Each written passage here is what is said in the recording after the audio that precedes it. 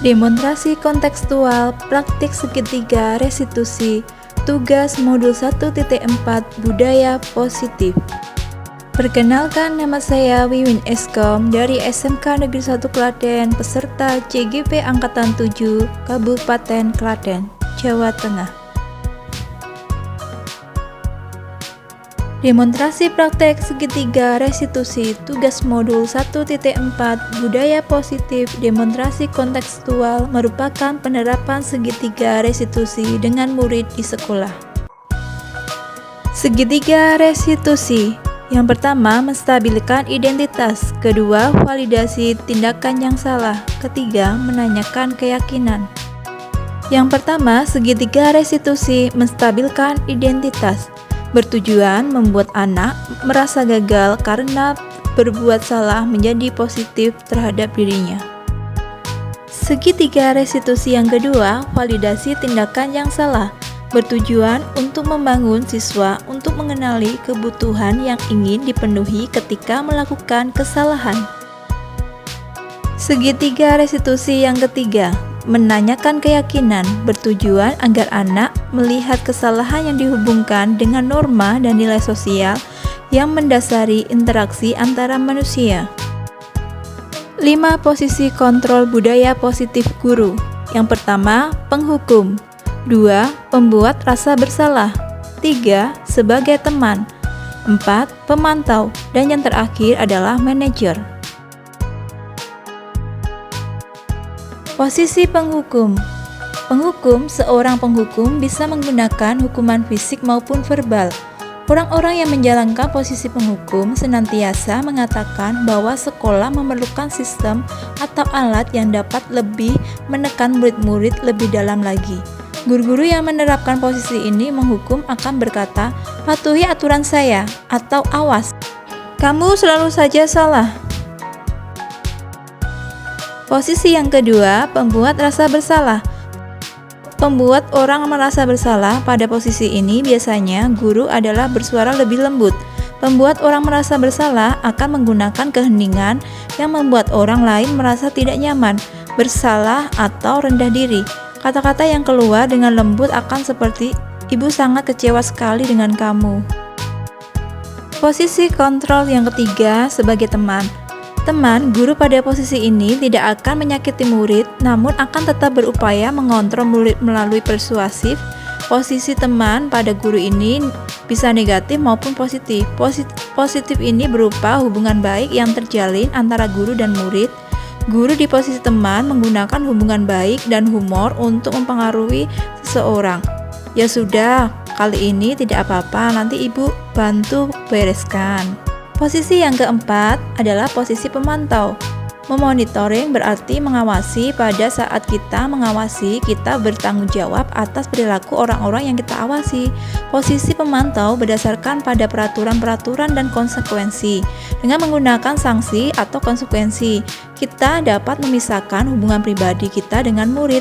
Sebagai seorang yang menjalankan posisi pemantau, apa yang telah kamu lakukan? Sanksi atau konsekuensi apa? Posisi kontrol yang kelima adalah sebagai manajer. Manajer adalah posisi mentor di mana guru berbuat sesuatu bersama dengan murid, mempersilahkan murid mempertanggungjawabkan perilakunya, mendukung murid agar dapat menemukan solusi atas permasalahannya sendiri. Jika kamu memperbaiki ini, hal ini menunjukkan apa tentang dirimu. Apa rencana kamu untuk memperbaiki hal ini? Praktik segitiga restitusi. Ada 2 kasus yang saya praktekkan. Yang pertama, kasusnya menggunakan posisi kontrol sebagai teman. Kasus yang kedua, menggunakan posisi kontrol pembuat rasa bersalah. Kasus yang pertama, posisi kontrol sebagai teman. Saat pelajaran informatika kelas 10 TJKT 2, Bu Wiwin menjelaskan materi elemen 2 pengolah angka. Terdapat peserta didik yang bernama Alvina asik dengan handphone. Bu Wiwin melihat kejadian itu, kemudian memberikan pertanyaan seputar materi yang dijelaskan di depan. Kemudian, Alvina merasa gugup dan tidak bisa menjawab pertanyaan itu. Bu Wiwin berkata, "Nanti istirahat, silahkan Alvina ke ruangan saya." Segitiga restitusi kasus yang pertama. Menstabilkan identitas, melakukan pembimbingan personal agar mental anak stabil di ruangan khusus dengan rasa nyaman, kasih sayang, dan merasa sebagai teman. Yang kedua, validasi pertanyaan. Memberikan pertanyaan yang menyebabkan Alvina menggunakan HP di dalam pelajaran dan mencari penyebabnya dengan mengingatkan lagi kesepakatan kelas yang ada. Menyatakan keyakinan bertanya kepada Alvina apa yang akan dilakukan selanjutnya untuk menjadi lebih baik. Win kesini manggil kamu, saya bilang. Tahu Apa? saya bermain HP saat guru menjelaskan materi pelajaran informatika. Kenapa kok melakukan seperti itu? Tadi ibu saya WA aku, katanya saudara saya ada yang meninggal. Meninggal. Kenapa? Tidak ada kesepakatan di kelas. Tadi soalnya ibu saya juga WA-nya buru-buru, kayak mendadak gitu loh, ngabarin. Kesepakatan kelas kita di waktu pembelajaran bagaimana? Tahu Apa? kesepakatannya itu nggak boleh bermain HP, atau kalau mau bermain HP itu izin dulu sama guru. Ya, oke. Kamu sudah mengetahui kesalahan kamu ya. Dan semua orang itu pasti punya kesalahan. Ya, kesalahan mungkin lupa. Nah, itu manusiawi. Tetapi kamu harus mentaati lagi kesepakatan kelas yang sudah kita buat.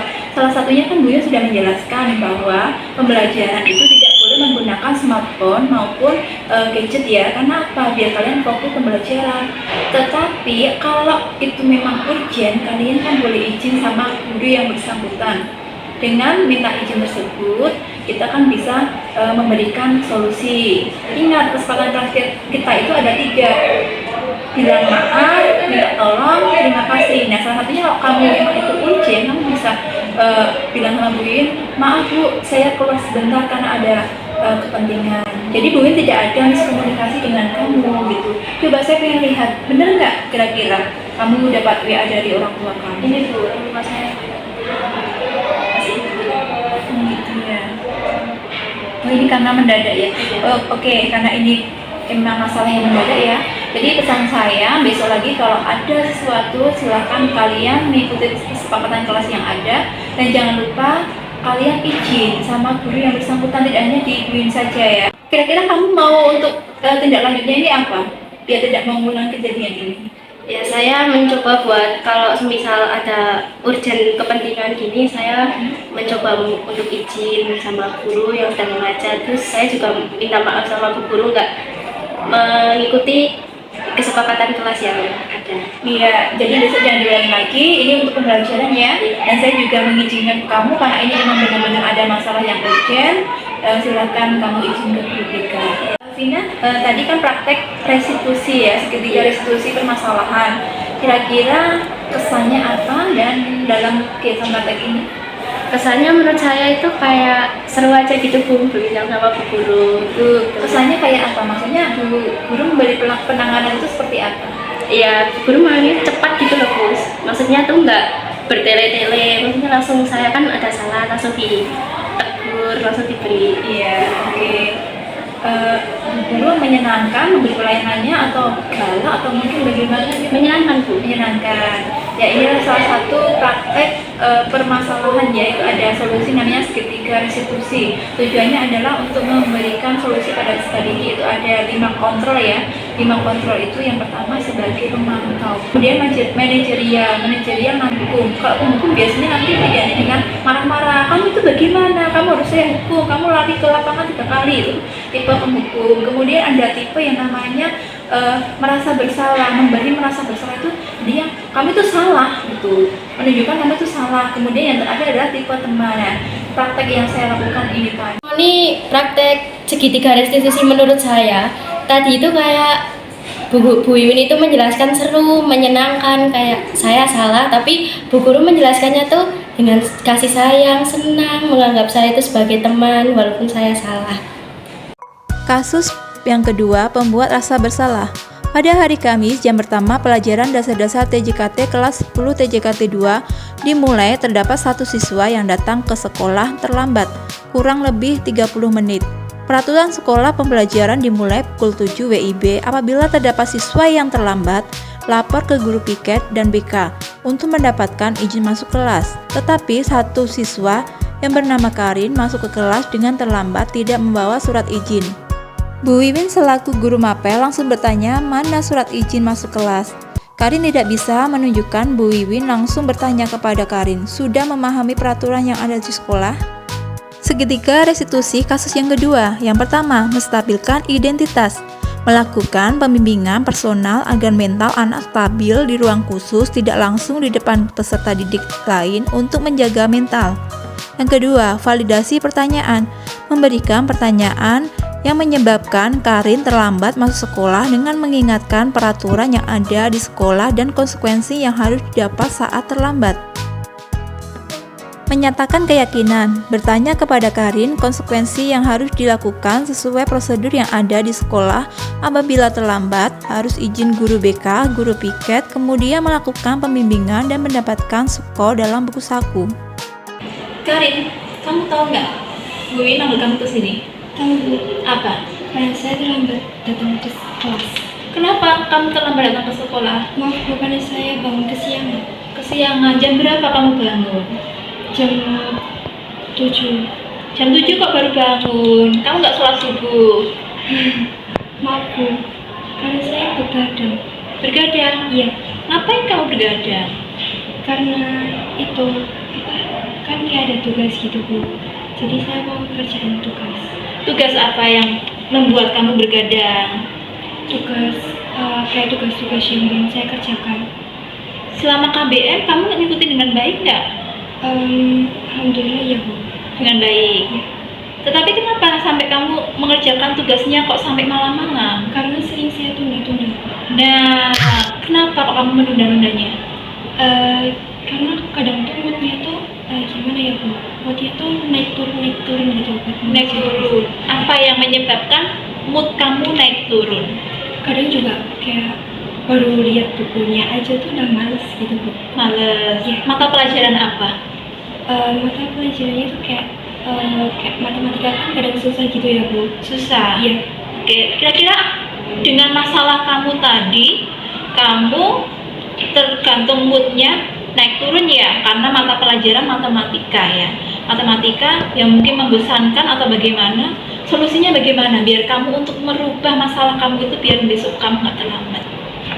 Mungkin saya akan mengerjakan itu dengan baik lagi. Kayak setiap ada tugas langsung saya kerjain lagi.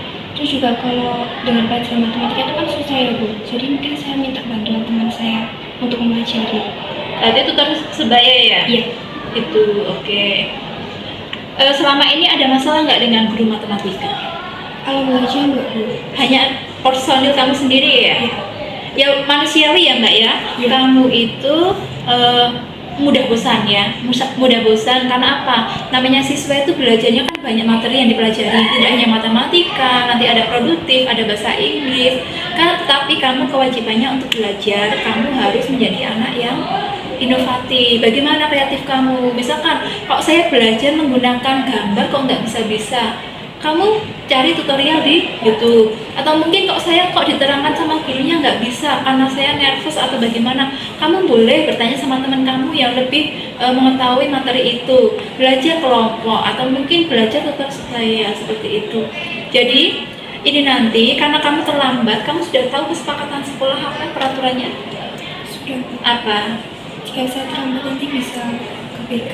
Ke BK. Jadi nanti setelah ini kamu silakan ke BK ya. Minta solusi ke BK ya. Baik Bu. Biar kamu nanti untuk menjaga konsekuensimu. Kan apa? Kamu terlambat. Jadi konsekuensinya peraturan di sekolahan kamu harus mendapatkan tindak lanjut. Gitu ya. Jangan diulangi ya. Ya, maaf, Kenapa? Ya, kalau diulangi lagi nanti efeknya di hasil pembelajaran kalian. Gitu ya. Oke. Mbak Karin, kira-kira setelah melakukan praktek ini tadi, ya, permasalahan segitiga restitusi ini, kira-kira apa yang kamu rasakan? Agak deg-degan. Agak deg-degan. Apa yang membuat kamu deg-degan? Karena kayak grogi aja gitu. Grogi. Oh, gitu. Terus kira-kira dalam perannya tadi, Bu Wiwin sebagai kontrol memberi kamu salah, gitu. Kira-kira bagaimana? Bu Guru itu tegas. Tegas. Terus Kemudian juga kayak tugasnya itu langsung to the point gitu. To the point. Oke. Praktek segitiga restitusi menurut saya yang diberikan Bu Wiwin kepada saya itu, Bu Wiwin dalam mengalihkan masalah itu tegas, terus di dalam ketegasan itu juga ada rasa kasih sayang, terus juga tegasnya itu agar saya tidak melakukan kesalahan yang telah saya lakukan